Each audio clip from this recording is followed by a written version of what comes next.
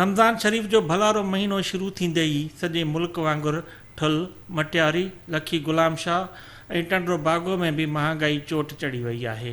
मुनाफ़े खोर वापारियुनि खाधे पीते जे शयुनि ऐं मेवनि जे अघनि में हथरादू वाध करे ग़रीब ऐं मज़दूर तबिके जा अहज ॿीणा करे छॾिया आहिनि। टेस्ट लगी पे वाल कोने जो रेट गवर्नमेंट या वही थी विकणो पिया मथे रेट ना विया विकणो साईं हिते खंड जेका अचे थी त अधु कलाक में खपियो वञे ऐं दुकानदारनि खे ॾियो छॾनि ऐं ॿी का बि शइ यूटिलिटी स्टोर ते मौजूदु न आहे। सिर्फ़ु यूटिलिटी स्टोर जो नालो आहे त यूटिलिटी स्टोर आहे, ॿी का बि शइ न आहे। 500 रुपये में गाड़ी हिकिड़ी टक लाए तो 500 रुपया नथा मिलन, उनमें 150 रुपया मिले या 300 रुपया मिलन। 300 रुपये में नऊ भाती खाइन जा। साईं मुर्गी 440 रुपया किलो हलाई हुई वेंदाई मार्केट तेज है इन मंझि भी असांखे का शइ कोन थी बचे। सरकारी रेट असांजी लिस्ट का भी कोन मिली आहे अञा। हिते न को गिह थो मिले, न को अटो थो मिले, न को खाली स्टोर खाली नाले जो आहे, न को खंड थी मिले हिते।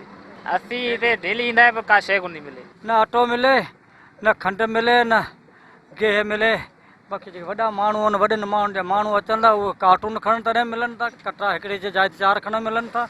वरी भला आहे कोन। महांगो थियो 80 रुपया किलो, थूम सस्ती आहे। असीं ग़रीब केॾां वञूं, छा कजे त असांजी कमाई 250 रुपया सॼो ॾींहुं तगारी खणूं, को फ़ाइदो कोन्हे ऐं मिसकिन बुख मरूं पिया, 4 ॾींहं लंघनि पिया आहियूं, को इलाज न आहे। माल न पे मिले ते यार परेशान आहिनि ॾाढा।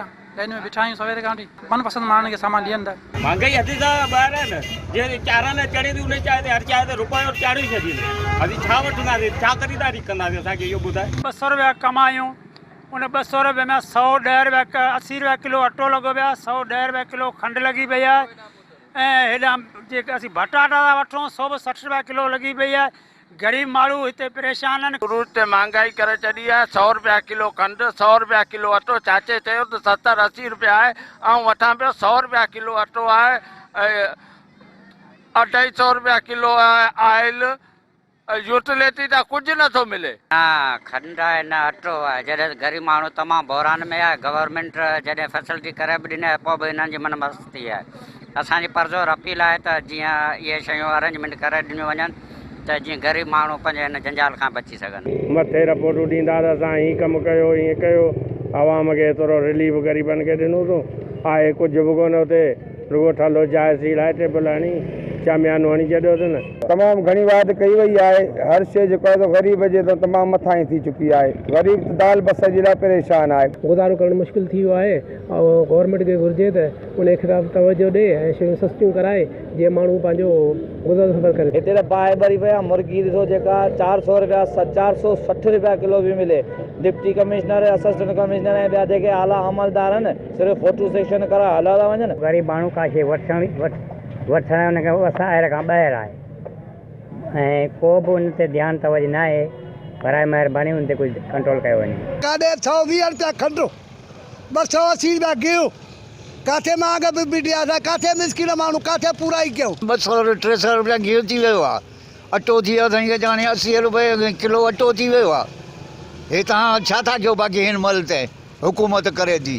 सब्जी महांगी, अटो चांवर महांगा, टैक्सियूं ॾिसो था पाण हिते कुल बीठियूं आहिनि, इहे थिया था झलनि वेठा ड्राइवर ॾिसो था पाण कुल ई वॾी महांग पे थिया। असां त सफ़ा मजबूर थिया आहियूं, छा कयूं। हर शइ सस्ती आहे, कोई महांगी न आहे काई बि। हर शइ सस्ती आहे। टमाटो, आलू, बसर, भिंडी, करेलो, हर शइ सस्ती आहे। केरु चए त महांगो आहे। चकू 200 रुपया किलो हले पियो, अॼु बि 200 रुपया किलो हलायूं था। अॻ में बि इहो रेट हुयो 750 रुपया मार्केट जो रेट आहे, अॼु बि उहो ई आहे।